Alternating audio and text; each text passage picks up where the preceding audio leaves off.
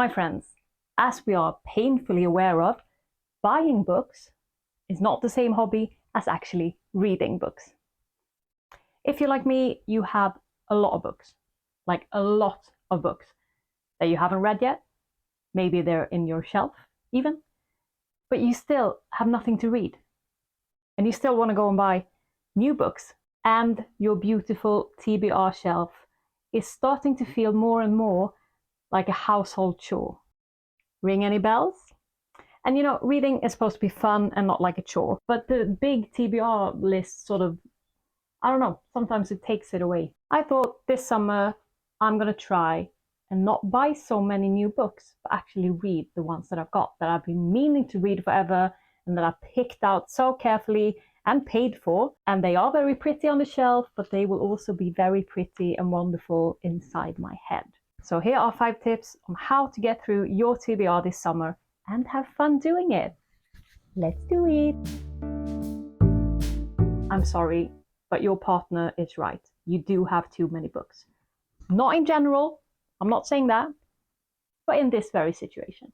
You're overwhelmed. It's like you probably have a lot of clothes and nothing to wear. It's the same thing. It's too much. So this summer, you're going to pick out a few or many, depending on how fast you read, books that go with your summer vibe. Looking at my TBR, it's a lot of baking, or maybe not as much baking. I don't know, I have to get back to you on that. Oh, there's going to be magic involved anyway. Pick a theme and make it a fun summer project. I don't know if you noticed, but there's something happening here. You see all this empty shelf space? Can't have it like that, can we? I've followed my own advice and I've picked out my summer TBR 2025. Here they are.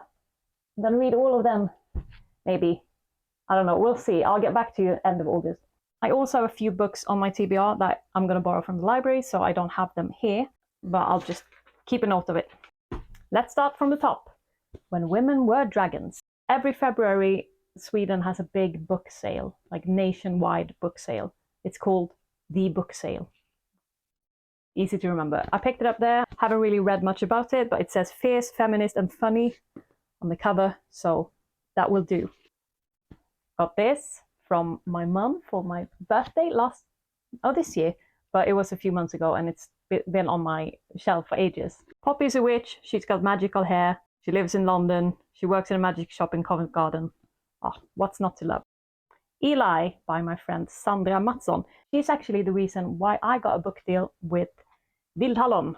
She encouraged me to talk to them and ask them if they wanted to publish my book, and they wanted to. So thank you, Sandra. I'm only half through this, so I'm going to finish it this summer. I think it's like a young adult or maybe even younger book. Sandra is amazing. There is 1 or 2 albums with the demon in this book singing. Really looking forward to finishing this book. Put them where you can see them, but put them there backwards. I'm an out of sight, out of mind kind of person, so I need to have my TBR on the shelf where I can see it. Otherwise, I'll forget that I own these books. But if I look at them and their beautiful covers every day, I sort of get tired of them. They sort of blend in with my everyday life. They don't feel as new and exciting anymore. After you've picked your TBR project for the summer, you're going to store them in a special shelf, but you're going to store them like this. Easy peasy. So you've done all this, but you still can't pick the book you really, really, really want to read right now. So you are going to make someone else pick for you. Your partner, your friend, roll a dice, your donkey, stranger on the internet. I don't know. Just make someone pick for you. Maybe you can present them with a choice. Which one of these books should I read? And then if they say this one, and you feel, oh, that was the wrong choice, then you made your choice. Just read the other one. It's simple as that.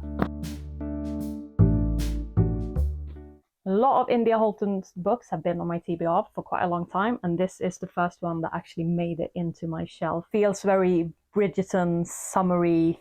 I don't know if it's fantasy actually. I just picked it up because I like the covers. So we'll see. This one, of course, I loved Legends and Lattes. We all did, didn't we? I'm about half through this already, and it's a prequel to Legends and Lattes. So it follows Viv, but it follows her before the event that took place in her cafe. More indie Holton. I was at the bookstore the other day and I saw the second one. I can't remember what it's called now, but it looked really pretty on the shelf, but I couldn't find this first one, so I went to another bookstore and I got it. Yeah, dynamite story about that, Lisa. But yeah, cool, read it. This one, I also put it at the book sale. It's a coming-of-age novel following 3 generations of witches in the 1960s. Enchanting and heartwarming. What's not to love? This one, of course, haven't read any J Klune at all, so shame on me.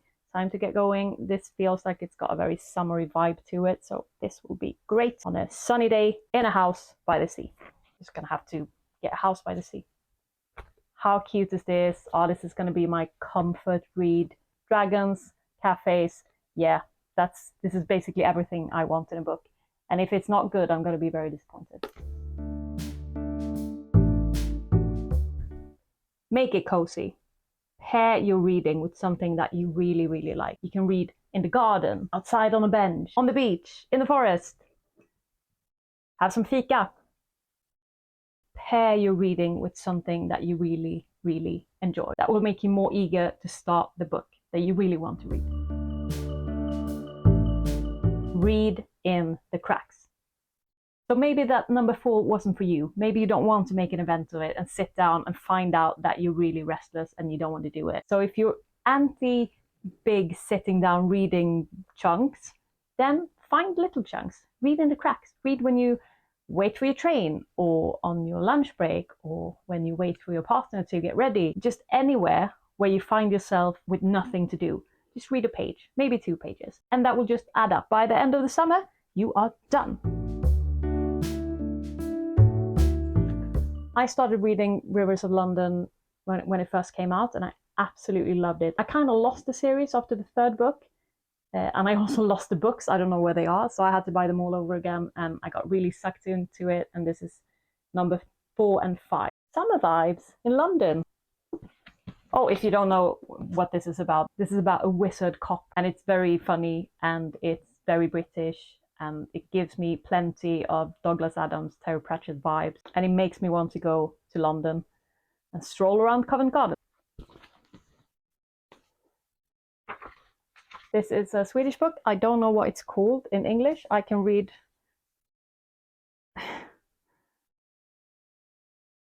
Yeah, it says here what the original title is, but I'm not going to even try to read it. But maybe in English, maybe it's called Before the Coffee Gets Cold. I don't know.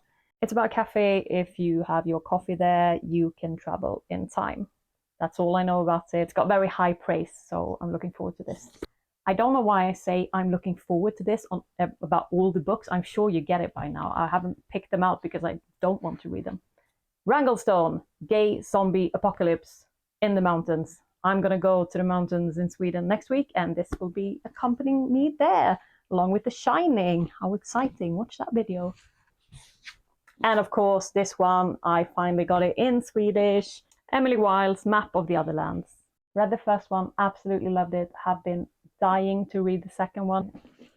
So I want to know what's on your TBR this summer. Have I missed anything?